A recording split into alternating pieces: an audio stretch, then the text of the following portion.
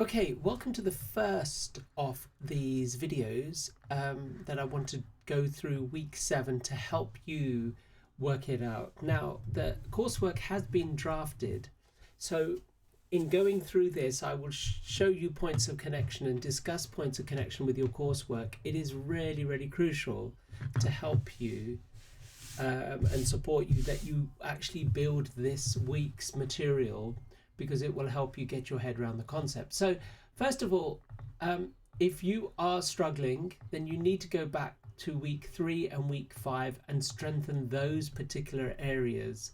They're directly linked to week 7, which is itself directly linked to the coursework. Okay, let's start with some basic distinction.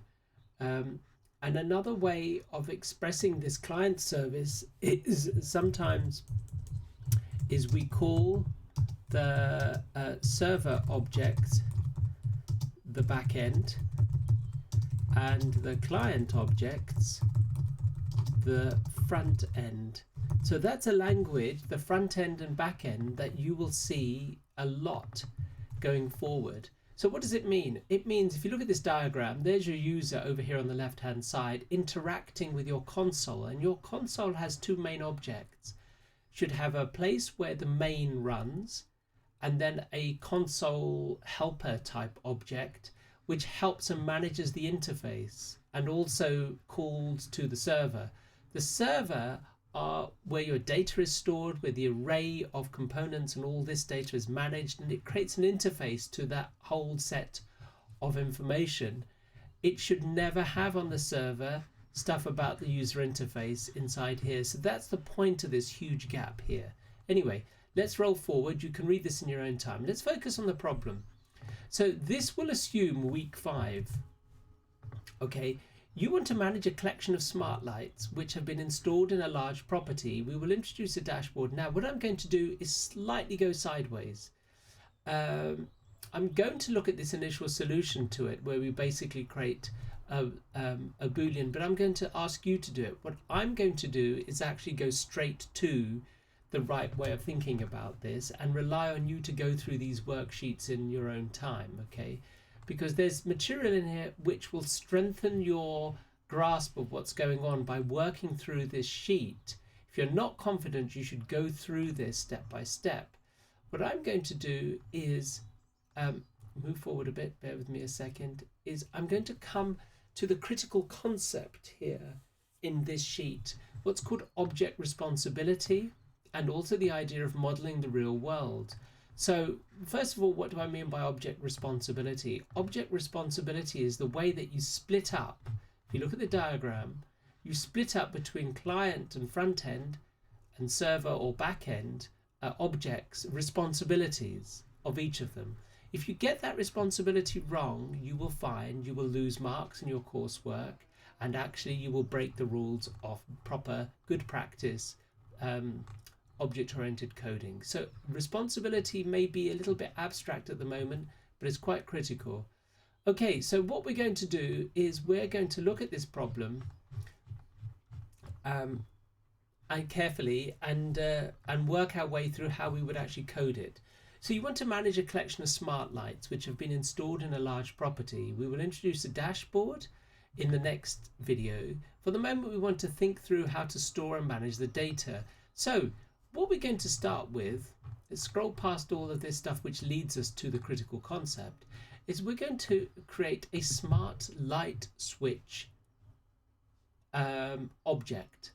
And that object we're going to keep inside a smart building, which is going to have an array of those objects. Now, if anything that I've just said doesn't make any sense, you should stop, go back to week 5.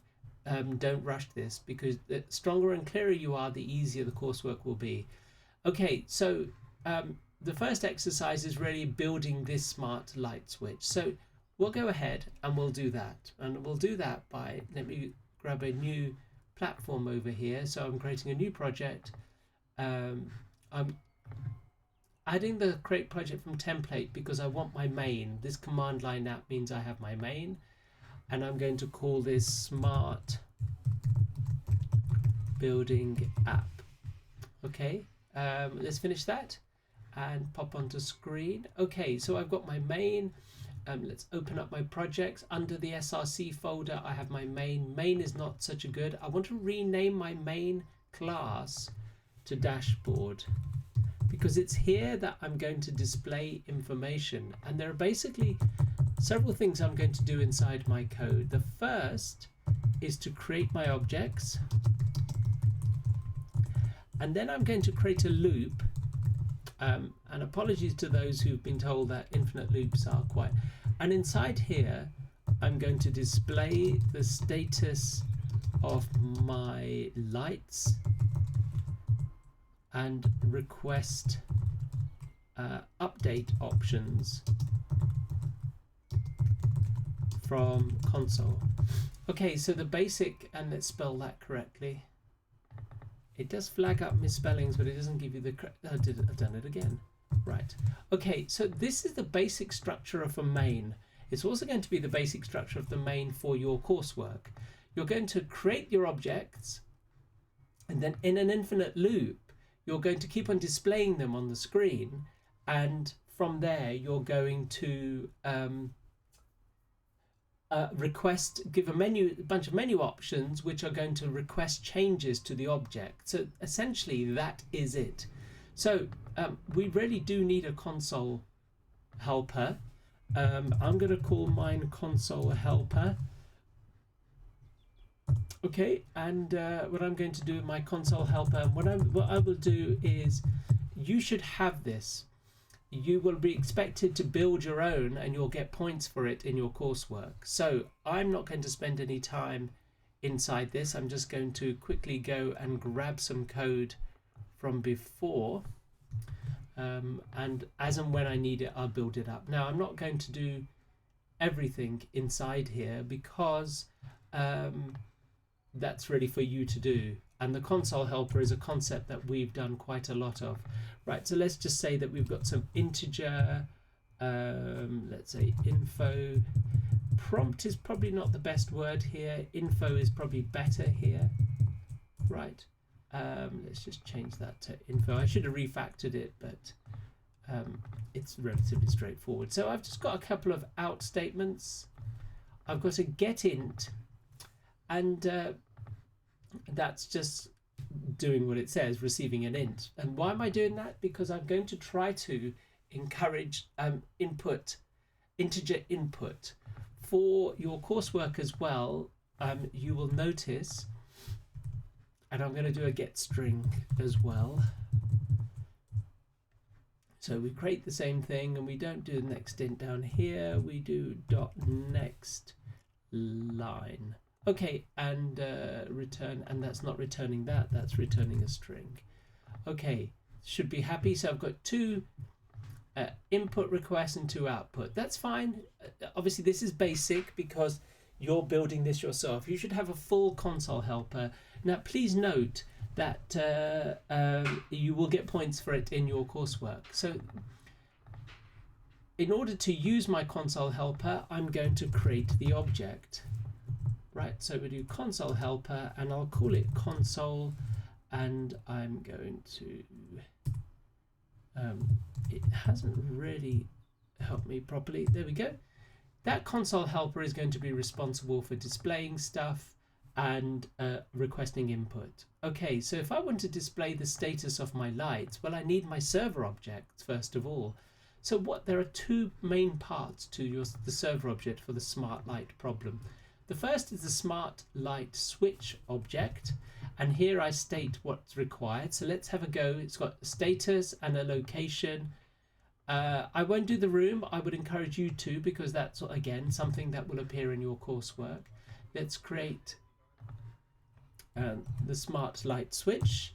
And remember, all the work you do here, when you come to your coursework, you will find that you simply need to refactor some of these objects and classes in order to allow you to work through your coursework.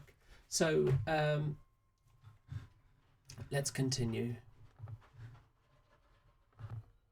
Right, so I've got my Smartlight switch. According to the notes, what do I need? I need to have a status as a Boolean and a location as a double. The rules for location are given here. So, this is a fairly arbitrary system, but it's just a simple way of using a Boolean value to help represent location. We'll stick to that for this exercise because, again, I don't really want to do your coursework for you. And there's plenty in here that just needs simple adapting to get to your coursework. Right, so we've got a private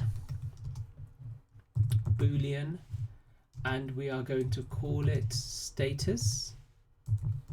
And when I declare the variable, I don't initialize it with anything. And the second one was a double. So it's private double, and this is location. Okay, so I have basically two values. As this example says on the sheet, you will have a room. Yes, that's something that's worth, if you do this and you find this straightforward, build yourself a room and how you would do it. Here's a thought, and this will anticipate the stuff that you'll have in your coursework. Create a separate object called room and store in it both a name and an ID. But for the meanwhile, you can just simply have a name for a room. Okay, so we're not going to do that here. We're going to simply right click this, use the generate facility, create a constructor, so it will build our Smartlight switch by getting those two pieces of data. And it's done that for me. And also getters and setters are usually the best way to go. Okay, so let's get the getter and setter. We'll select both of those we want getters and setters for, and it's created my... Now it says is status. It's got set status, and instead of get status, it says is status. So pay attention to that. When it auto-generates a Boolean value, it doesn't give you get status. You're welcome to change that. I would be inclined to change that because it'll be clearer to you when you code it. Okay, so I've got basically a Smartlight switch. This, when I create an object from it, will store a status value and a location. Very useful. Now, the second, so that's really essentially it of how to do that. Oh, there's one more method, a display method. So we come down to the bottom and we can even generate the basic shape of this. If you go to the generate and you go to the toString, select both values, and it will, there we go, it will return a string with a piece of data. So what I would recommend you actually do is perhaps just change the way that this looks. So let's get rid of that. I'm just going to get rid of the equal signs, put a space in there. Instead of location, I'm going to put one of the pipes in for location. But you'll see what I'm doing, and I don't want a closed bracket. Okay, so let's just get rid of the rest of that. So I can edit my toString method. Now it pops in this word override. That's because the system itself has a toString method. And what this one will do is when I use this toString method for this, when I use this as an object, it will return the contents in the nice little string for that object. Okay, so relatively straightforward to build a Smartlight switch. Okay, so let's move on. And there's an example there for you to look at. Now we're going to create a smart building which is going to hold an array, not of Booleans, but an array of smart light switches. So there we go, smart building. The coding is largely in the actual sheet. The concept is critical. So here I have a private member variable, and note if I type in smart light switch, square bracket, and I call them lights, I now have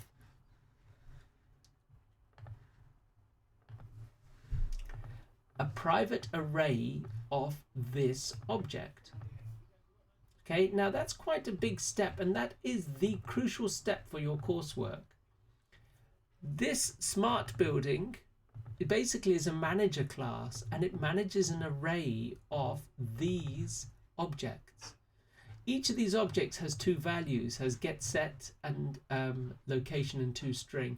Now, don't be surprised if you find that this is quite difficult and obscure a concept. The level of complexity has gone up from week 5.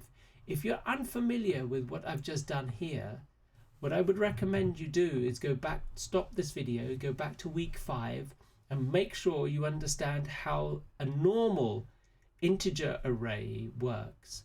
and then come forward to this, and then you'll see how this builds on week 5. Okay, now I wouldn't rush it because it's exactly the same structure you're going to use in your coursework. So you need to be confident with it. Right, we need constructors for this array. Think about it. I'm managing in the smart building, looking after this and making access and control to this array my business, right? So I'm going to deviate from the sheet a bit and discuss it in that particular way, quite usefully actually in here. You have lots and lots of different code that you should work your way through in order to work. But I'm going to do this just from the point of view of thinking that the smart building is managing an array. So the very first thing we always need to do with an array is actually create an empty array of a certain size. So we do that inside the constructor. So I need to pass it a value, which is going to be the size. I'm going to grab that from the console. And then inside here, I'm going to go lights equal new Smartlight switch size. So what that line of code does simply is create, depending on the size that someone passes the constructor, an array of that size. So let's go back to our dashboard. We've got our console helper. And you can manage this in many different ways. So the other thing we next need to do is create our smart building object. Smart building object has a constructor which expects the size. So we need to grab the size first. So you can do this, console. And then you say get string. No, we want get int because it's the size. And in here we say please enter number of light switches. Okay, now and if I can type right, you'll see what's going on here. And again, that's a very useful. Now that will return a value, so I need to temporarily store it somewhere. So if I store it and call it size just for convenience, I've now got the size value. I can now create my second object. Now some of you might be thinking, okay, that's fine, and you can code it all here, but it'd be quite nice if we could do that inside your console helper, so you hide all of these particular details and it's all nicely managed. That's up to you. We'll come back to that in a moment. Okay, so I have hugely deviated from 7a by jumping sideways into this. So you're going to now notice that I am running through some of the code here rather than purely the code here on what's going on. Now, these sheets are critical, 7a and 7b, to helping you understand the concepts and the distinctions. In this video, I'm kind of keeping to this entirely, but I am working with them in parallel. So we want to now create a smart building. We know the constructor, which is always the same name as the class, expects the size. So let's go back to our dashboard, and then we say, the name of our class is smart building, and let's just say this is our office. Okay, we're going to call this object office. We want a new one of those, and it actually needs the size, so we pass in the size. So what that line does is, from the user point of view, it simply creates the smart building with that value passed to it. Internally, it manages and hides. It doesn't want the public to know, right? This is hidden. It's inside the method of the constructor. It creates the size of the array, but the array is empty. Okay, so we need a mechanism for populating that array now that we have created our office. Now, what I do like to do, and this again also is a nice strategy for your coursework, is pass that office as a parameter to my console helper object and populate it by keeping the loop of populating. Because if you think about it, essentially all I'm going to do is I'm going to create a loop based on that size. Let's just do it, right? Int I equals 0, and it's going to be I is less than, and I can just use size, but actually what I really want to do is, and now here we get to a really interesting thing. I want my smart building to tell me how big it is. the size of the array. I don't want to rely on client information just in case. It gives me much more control. So I go back to my smart building and I simply create a public int, right, get size method, right, and in here I'm just going to return, the array is called lights, and I'm going to return its length. Okay, so I've created my own getter inside my, so here I can say to the office, how big are you, and then I can just do my increment. And inside this loop now, so you notice that get size method is from the smart building, which I've just created. It works nicely building these things in parallel. This will now create a loop and go round. And so here I want to add each smart light. Okay, now there are two pieces of information for every smart light. It has a status value and a location. Okay, so let's go back here. So a status is a Boolean, right? Now what I would recommend is actually use integer input and translate it. So we add another level of complexity to your code, but actually it makes managing the interface much simpler. Now what you'll notice is this is going to grow. So why do it there?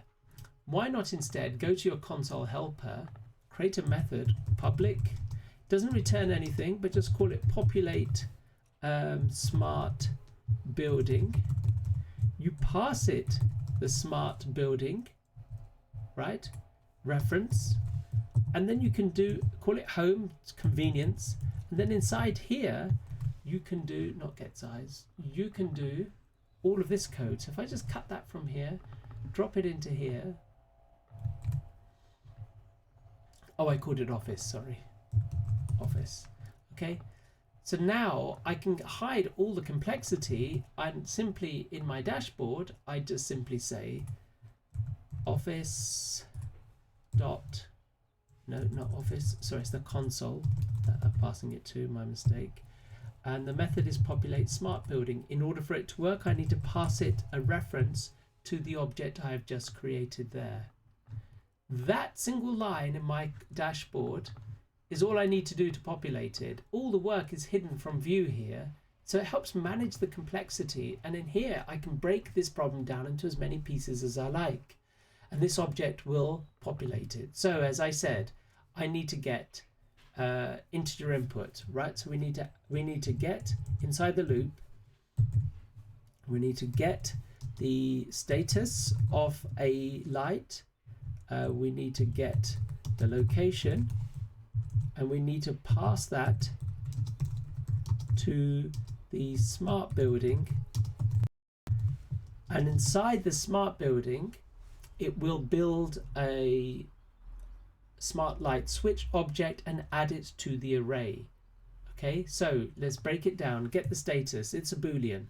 Why don't we do it like this? Int, if I say int status, and I can just write get int. So what I can say is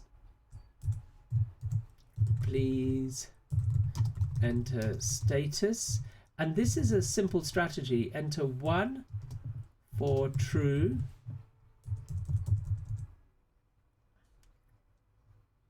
either 1 for true or 0 for false.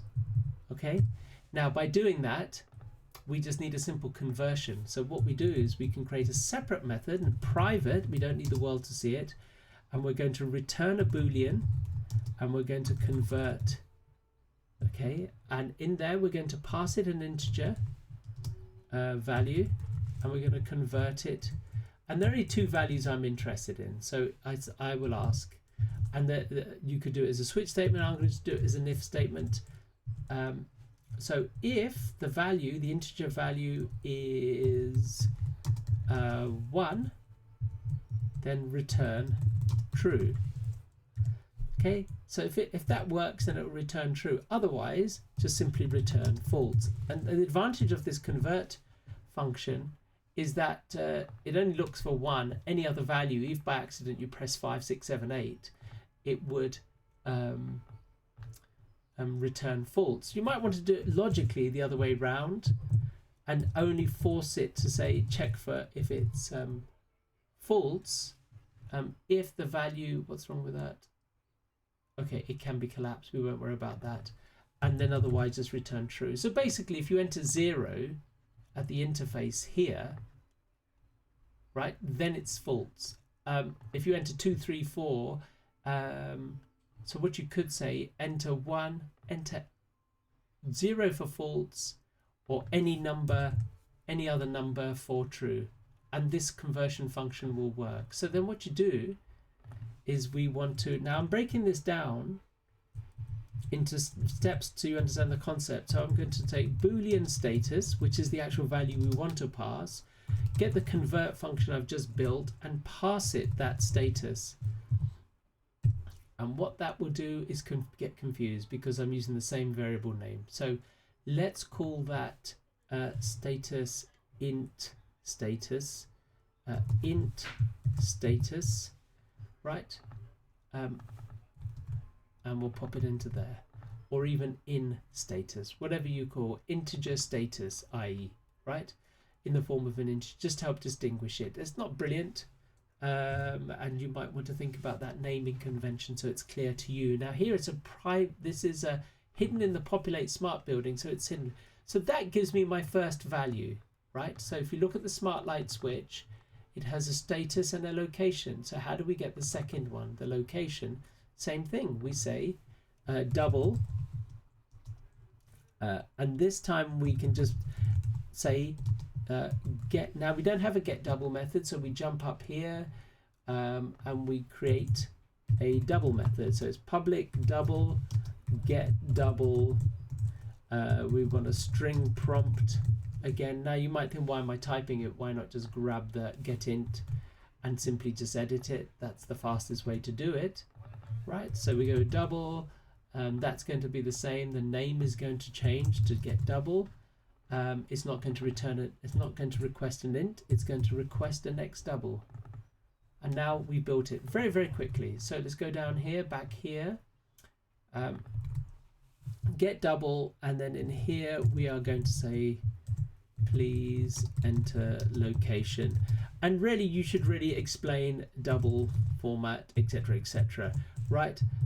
Make sure that your user information, remember in a console you can make much more information.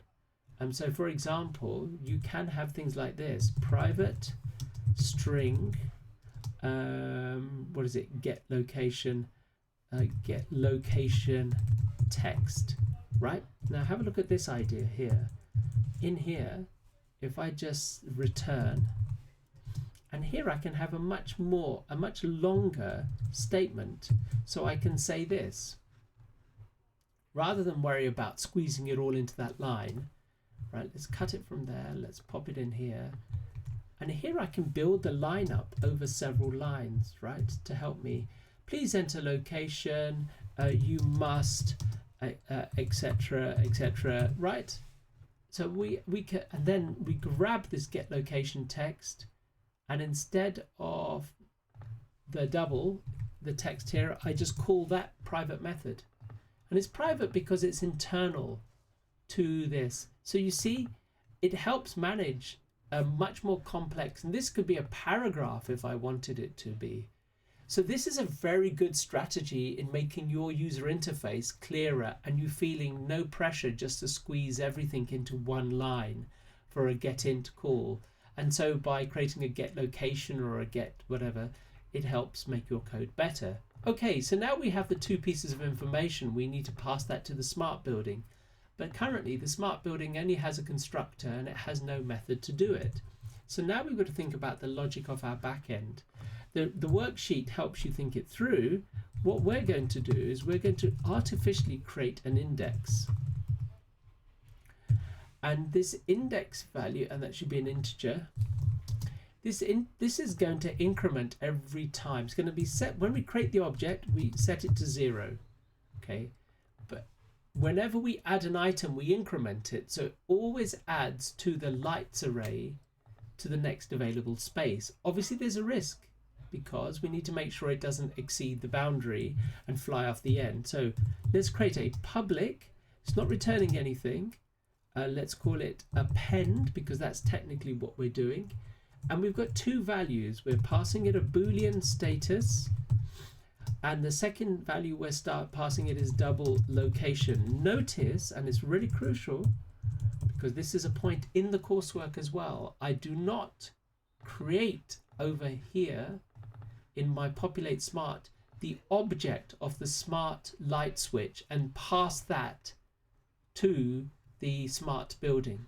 The smart light switch is entirely managed within the smart building. Anything I need to do with the smart light switch, which is any of the light switches, I need to manage entirely. This is my interface, right? This is my back-end interface. You could rename it, and I'm not going to change it because it will just confuse stuff, right? So I've got an append method. I get the two values. So what I first got to do is inside here create the object.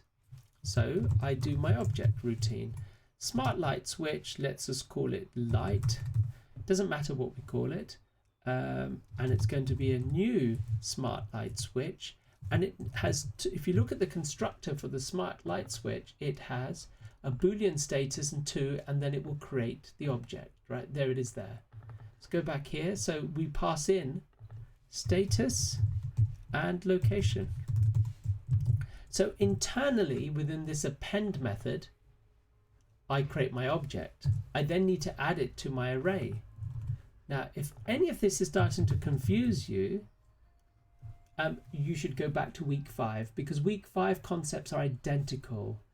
And the whole idea of how you create an index to manage this. So where am I going to pop it into my array? Well, I use my current index value, which is currently, when I start, it will be set to 0 the first time, and then I simply assign my light to that. And then all I do is I increment the current index. So the basic broad idea is I create my object from the two pieces of information. I assign it to a location in the array, and then I increment it for the next place. Now you might say, hang on, you could just keep on running this and you'll end up crashing your system, because this will increment, but there won't be any more space. You need to make sure you stay within the boundary of your size of the length, right? Arrays have a length. So you need to have at the beginning of this method a way of checking, and if it fails, you just simply don't go any further. In a different type of application, you would have all kinds of other mechanisms, but here all you need to do is stop it from crashing your system. And what's the check? Well, you need to check that your current index, right, if it's equal to or greater than the get size, then you know that you've gone, and I've written that the wrong way around. It's not an arrow, it's the arrowhead first, the other way around. That line there checks, and you work it out yourself. If the get size is 5, the index can only maximal get to 4, 0, 1, 2, 3, 4. If it is equal to or greater than 5, it should just not go any further, so it can't add it. So that line will stop you from adding another line. Now, there are different mechanisms and different. When I drafted the coursework, the model solution, I had much more complexity, and there'll be issues that you will want to manage and make sure you don't crash it, for example, and the way that you call this method and all this kind of stuff, right? But these are issues for you to deal with later. So if I come back over here, I've got my smart building reference. This is my office. I've got a method in there called append, and I pass it the status that I've just got from my console, and I pass it the location. Now, that is it.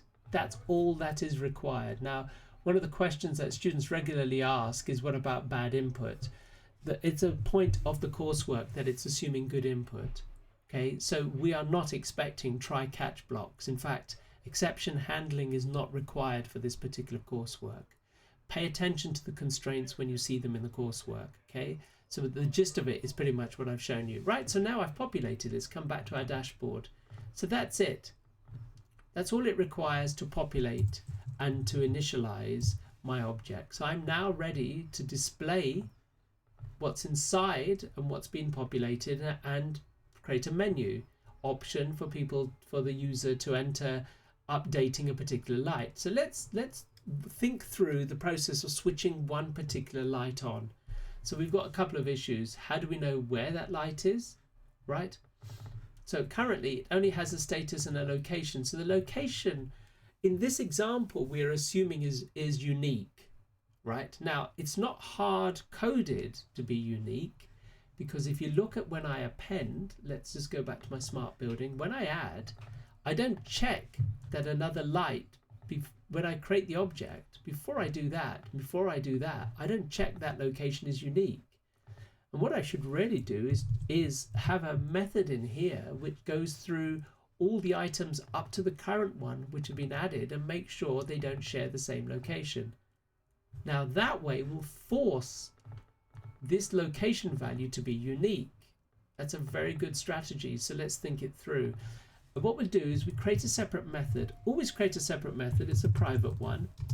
And let's return true or false, right? So we say, is it unique, right? Is location unique? Is a kind of good thing. Let's pass in the value of the location and let's work out how we are going to check that it's unique. Well, we need to loop through the...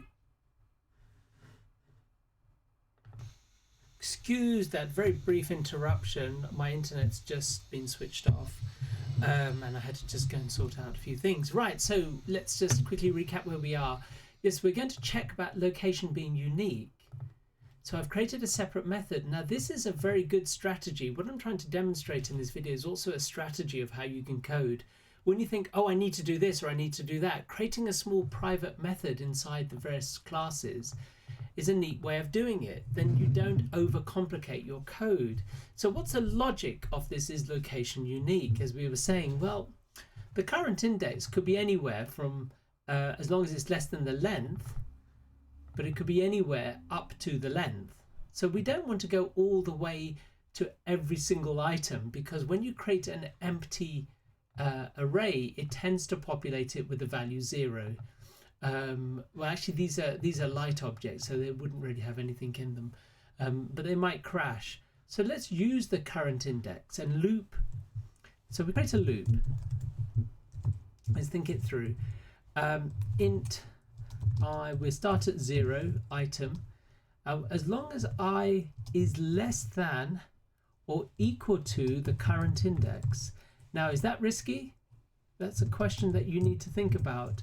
I'm just going to pose it, because if the current index was previously incremented and it went outside, if you place this location check in here, well, it depends where you use it, right? On how you're going to actually construct that. If you place it after this line, then it should be safe. If you place it before this line, then it could be risky. So that's what makes this, when you come to these decisions and see how the different parts link together, that's how you would think about it. So we're going to assume it's safe, that measure is safe. So the theory is inside here, I can check. What am I going to check? Well, I'm going to grab each item, right?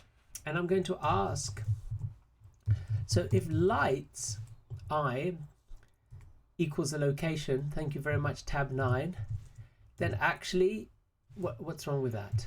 Well, it won't work. It's not quite right. And we'll work out why that line is not right. Lights.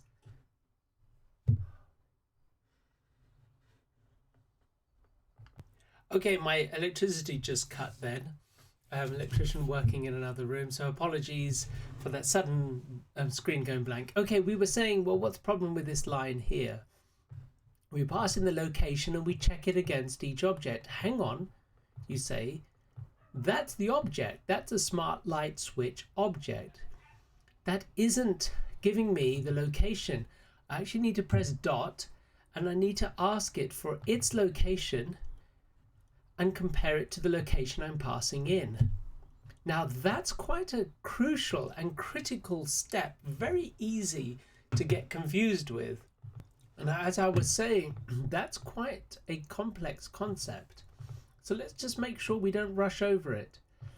Because light index, that gives me an individual Smartlight, which is stored inside this array. Remember, lights is the array. When I put the 1 in the square bracket, I'm picking an item from that array.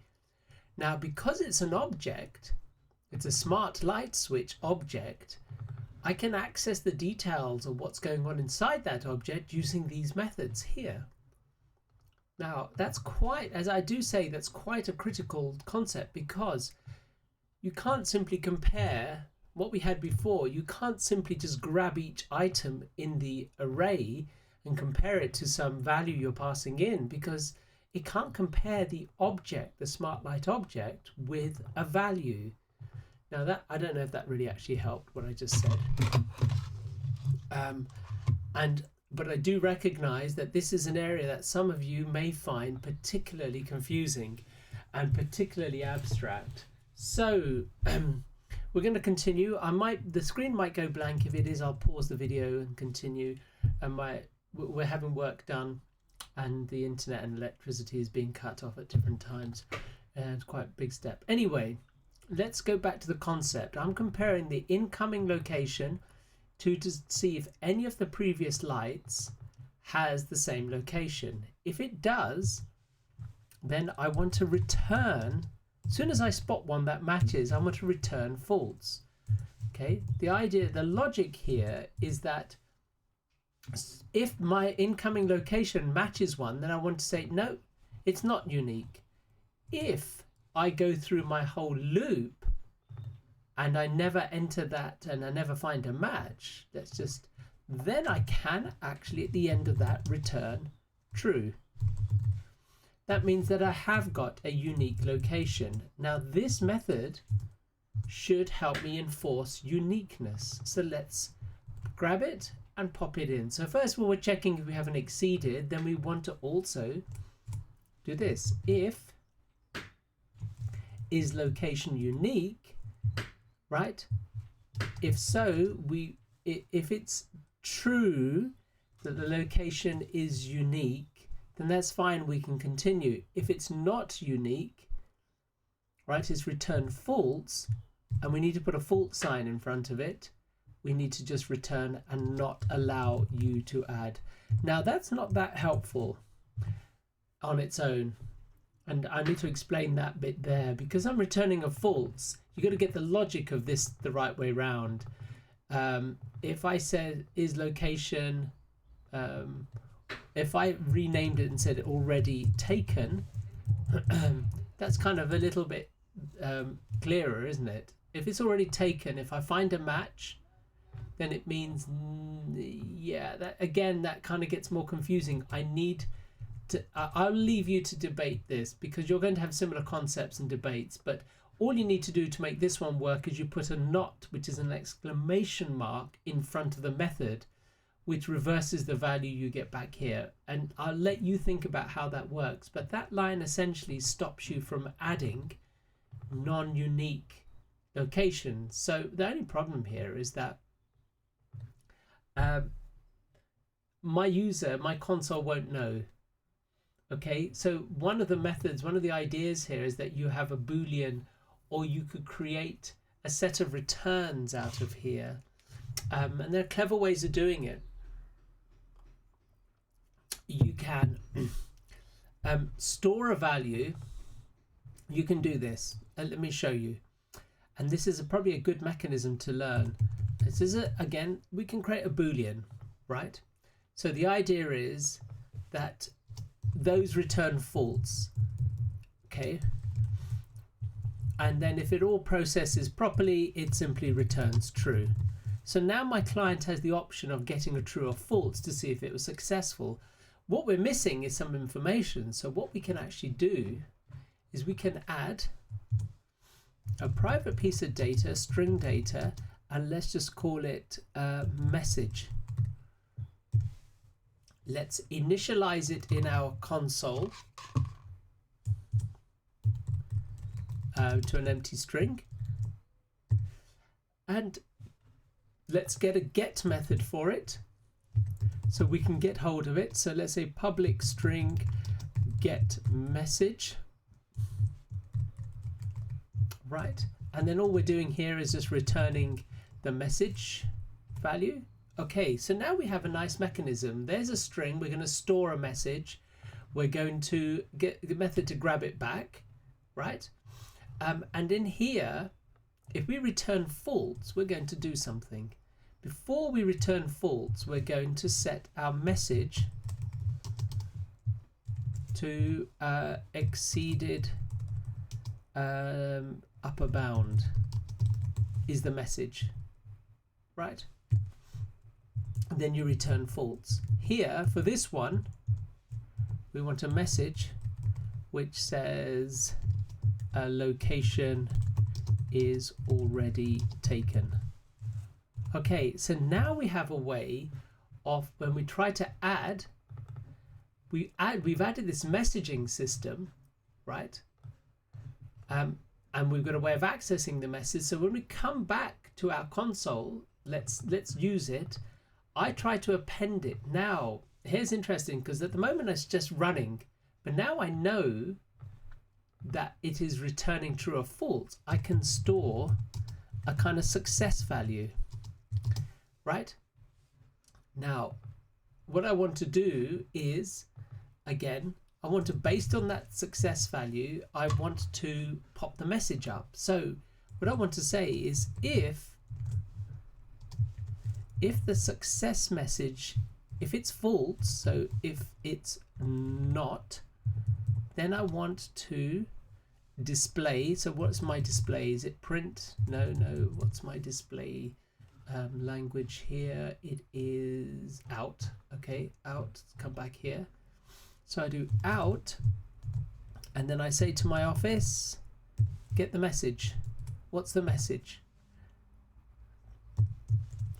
So now I have a very nice way of communicating internally or externally. Now, that's an advanced set of concepts. If you master that, you've got your head around a very, very powerful mechanism of communication between your objects and your... So look at it from the client point of view. You simply grab your information. This could be through a graphical user interface.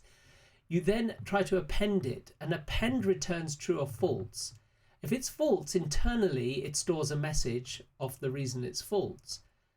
So you can then in your client check. Now this success value could write to a log. It could do other things. It could pop message box up on your interface. It could do a number of different things. Here we're just simply going to display it. Now we'll test it in a second. If it's false, not a success, we simply grab the message. And the idea is that in my smart building, if you look at it again,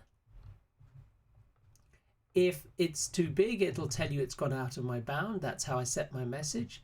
So it'll return at that point. Otherwise, it will return there. Now I can create a whole array of messages or messaging systems and so on. But this is a very powerful way of allowing, using a Boolean return for an append method and returning false, allowing your client to know what's going on. Why did you not append my code? I wonder if I can run it and test it at this stage. Let's have a go. Okay, let's enter number of light switches. Let's just say 3. Please enter status and now can you see my user interface is really useless. I don't enter status for what? Let's just say it's true. Enter location. Let's say 1.01. Oh, didn't like that. Let's have a look at what the problem was. It's got something called a null pointer exception, which has been thrown, and it's been thrown at the populate. See if I can find the line. Right. So let's try to work out exactly why it's thrown. Now this is where you're going to get some interesting challenges. I tried to build it. I've got the location. I ran the append. I passed that in. Superficially, it looks like it should all work. Something went wrong here. So it's the very first item. So the current index will be 0. It won't be greater than that. So that won't happen. When it checks the location, remember for the very first time, that will be 0, and as long as that is equal to 0, it's going to run it. Now that looks like an error concept to me, because what I can spot, and you would have to think this through, is that when you run it the very first time, your current index is set to 0. There's currently nothing in your it hasn't added it, right? It hasn't added any items at all, hasn't incremented it. The current index needs to be 1 in order to assume 0 is populated. So let's think it through. If I'm checking the location and I start at index 0 for my loop, but the current index is 0, if I make them the same, it'll come into here, but there's no object, so it's throwing a wobbly. It's saying this error null pointer means that, sorry, you haven't added anything. There's no object in the array at 0, so there's nothing to check. I'm going to just explode and get a little bit grumpy. So this statement here needs some thought. I would probably say it needs to be less than the current index, not equal to the current index. And see if that fixes the problem. Now, if the current index is 3, this will go from 0, 1, 2, but it will miss the current index. But again, this comes down to where you're using it. I only increment the current index after I loop back round. So there may be still issues with this here that you should think about, but let's just test this and see if that's resolved this particular problem. So you can start seeing that when you code, you're starting to see how numbers are changing, right? So we're going to say 3, let's say it's on, let's give the location 0, 1.01, let's say 1, and let's try the same location. Location is already taken. Now my user interface hasn't told me anything else useful, right? So if I do 1 and I do 2.01, and then it seems to have just stopped, right? That's really not very useful. So the code isn't quite right at this stage. I'm not quite sure where it's getting to. Well, I can tell you what the problem is. This is why this whole idea, when you code, where it gets complicated, where the difficulty lies, this is only designed to run through 3 times, and it increments the I value. If it fails to add an item, it still loops. So it throws another wobbly in your system. It just hits a dead point. If it fails, you should also take 1 off your increment, so you repeat that line. So you need to subtract 1 from your incrementing value up here in order to allow it to repeat that line. Now there are other ways of doing it. You could use, instead of a for loop here, a while loop, and inside your smart building you have a way of asking the question, are you populated? And only when it's fully populated you stop. Now that's my recommendation, and that's what I would suggest you do. This is a really bad hack, right? And then we get into quite a messy territory, but we'll run this one just to see if it's going to work. I suspect it won't. So we've got 3 to add. I've got 1, 1.01 as a location. I've got 1, and then I try to add it the same one again. Already taken. I got 1, and then I try to do 2.01, and then I go 3.01, and it crashed. Right, again, so you are going to find these types of problems happening again and again. Now this is crashing because, now I'm not going to delve any more into this. All I'm going to say is that this type of loop is perhaps not the best one. If you used a while loop and you created a method inside your smart building which actually checked this value that you could ask, then you could make your code a lot more robust. So what you could do is you could say public, and let's just say Boolean, and let's say it's populated. Okay, so what is this method going to do? It's going to check if the current index, if it's greater than or equal to the size, that means it's populated, doesn't it? Now the only, well it does. Okay, so let's grab that and drop that here. If it's the same size, we are simply going to say we're going to return true if the index, otherwise we're going to return false. Okay, so what we're going to say, that's actually the measure of being populated, so we can replace that for a start here. Okay, now we can also use this over here over in our console helper. So if we have replace all this and we just say while it's not, so what's the object is office is populated. While it's not populated, notice how I use the not by putting an exclamation mark. While it's not populated, carry on. We don't need to increment any values, and theoretically that should all work. So I'm going to leave that there for you. The very last thing I'd like to do in this video is just to talk about how would you go and display it. How would you go and display what's inside it? And really that's probably the most useful thing to end on here in this particular coding example. Let's just squeeze this up, give myself a bit of space. So there are a couple of fixes that need to happen in there, and you know, if you're following the logic of it, let's have a look at how we would actually do a display of everything inside this loop. Now, I want to do this to end with because in our individual object we have a toString method. So what happens if we create a public string, and for the smart home we create our own toString method, and all we do is, now this might crash again, we have the same issue. We have to check if it's populated, right? And now we've got a populated method. We have to check if it's not populated. If it's populated, then it's succeeded, right? If it's not populated and we're trying to get back all the information, we want to stop this method from running, right? So we actually want to say not fully populated and just return that. Okay, and that will stop. Let's put that on a single line.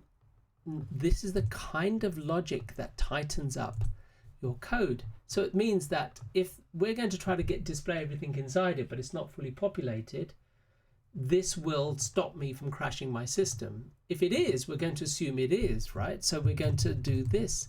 We're going to use an iterating method, Smartlight over the lights.